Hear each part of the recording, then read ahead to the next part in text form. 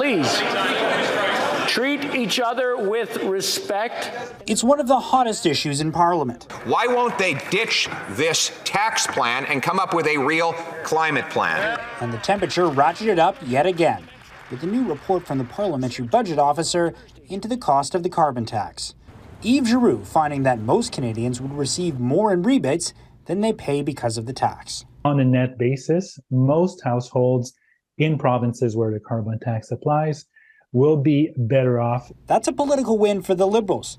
But when the PBO took into account the full economic impact of the carbon tax, it was a cloudier view. The watchdog found the tax won't be revenue neutral for most families, as the Liberals said it would. The PBO is saying the levy will drive down wages and raise costs.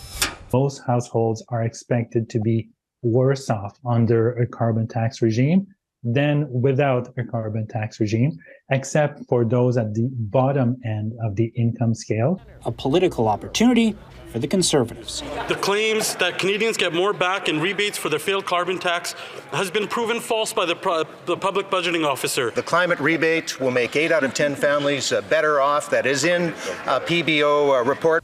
The former minister who brought in the policy believes the PBO didn't account for the economic impacts of climate change. Look, I don't even understand this report, and I've spent a ton of time on carbon pricing. We're paying the cost now, and we need to take action in a smart way that leaves Canadians better off, that actually creates innovation and jobs that we desperately need, and of course, that tackles climate change. But Canadians might not be willing to spend the money required to tackle the problem.